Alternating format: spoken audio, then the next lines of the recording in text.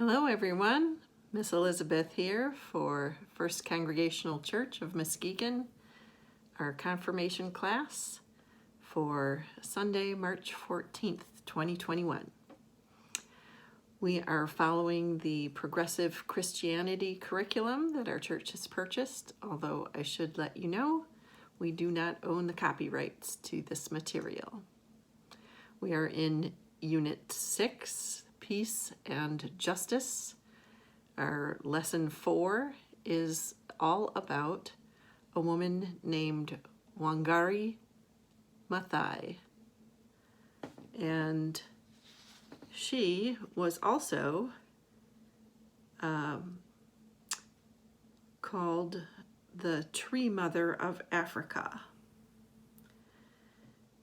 She was a well-known, educated scientist. She was a women's rights activist, a government official, and a winner of the Nobel Peace Prize. As a young girl, she appreciated the beauty of her native Kenya and learned about reverence for life from her mother.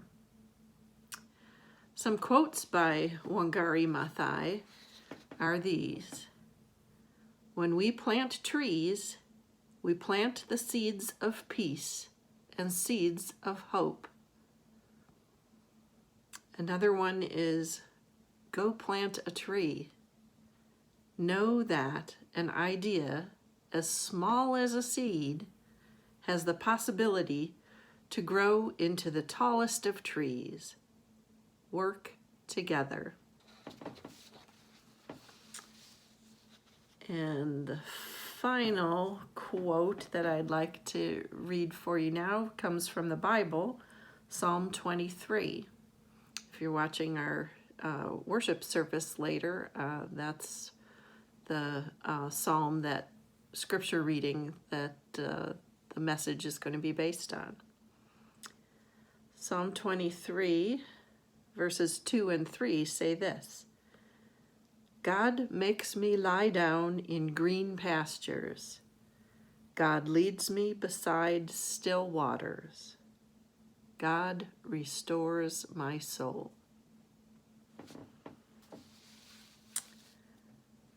Wangari strongly believed in the 3 R's of reuse, reduce, and recycle. And she added a 4th R, repair, meaning to repair resources if necessary.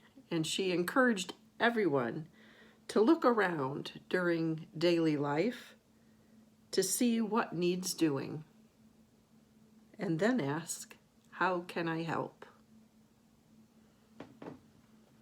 Wangari Maathai was born in a beautiful valley in Kenya, Africa.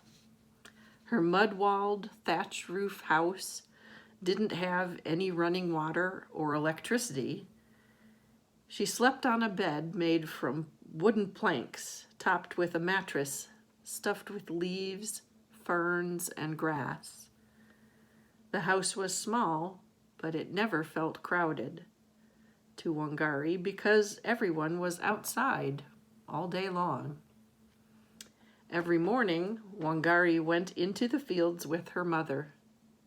She had her own little plot of land in the middle of her mother's field where she planted sweet potatoes, beans, maize, and millet. Sometimes Wangari grew impatient waiting for the seeds to germinate, so she would lift them out of the ground just to see how they were doing, how quickly they were growing. Her mother cautioned her not to remove those seeds, but to keep them covered. She said, "You have to let them do all of this by themselves. Soon they will all come above the ground." And to Wangari's amazement, they did. Wangari loved to go into the forest near her home. One of her favorite places was a wild fig tree. Hundreds of birds would fill that tree's giant canopy when the figs were ripe. The fig tree was considered sacred by Wangari's tribe. No one took any of its branches or cut the dense undergrowth that grew beneath it. Wangari's mother called it the tree of God.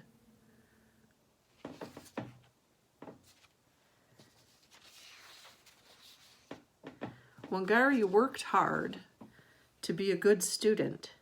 She loved science and went to college in the United States. But when she returned home to Kenya, she was shocked to discover that many things had changed. Her sacred fig tree was cut down, as were most of the trees. Entire forests were gone. As Wangari talked with the village women, they told her some of their problems. We don't have any clean water to drink. The springs are dry. We can't grow food for our families and our animals. Landslides have washed away the soil, and the soil that's left is too poor.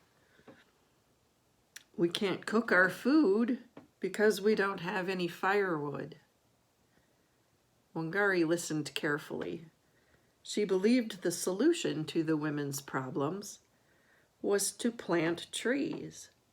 As the trees grew, they would provide firewood, building materials, shade, and fruit. Trees would allow the rainwater to seep slowly into the ground to refill the underground reservoirs, and less water would rush down the barren hillsides. There would be fewer landslides. Wangari didn't waste any time. She got together a group of women and they planted 7 trees. Although they started out small, Wangari had a vision of what many women could do if they all worked together. She organized women all over the country of Kenya to plant trees. Wangari told them that the earth needed to wear a dress of green. When the soil is exposed, it is crying out for help. It is naked and needs to be clothed in its dress. Her small group grew into a worldwide organization called the Green Belt Movement. They have now planted over 30 million trees.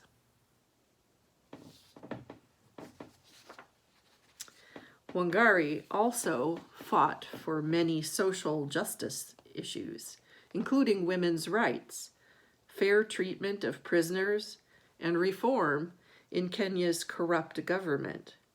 She showed great courage as a woman in a male-dominated society, and she risked her life many times as she courageously stood up for herself, for others, and for her country, for the environment, and for the world of peace. She made many personal sacrifices to do what she thought was right.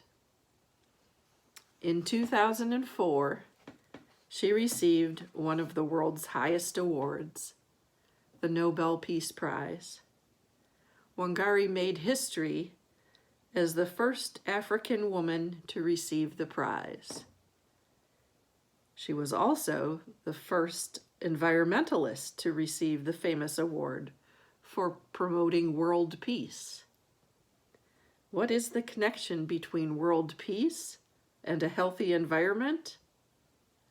The Nobel Committee put it this way: peace on earth depends on our ability to secure our living environment. Our living environment includes trees. Now, I have a special spot in my heart for trees. I often paint them, as you see behind me. Trees can symbolize so much: the growing and creating a space. And do you know that trees take in the carbon dioxide that we exhale, and then they give off oxygen that we need to breathe in?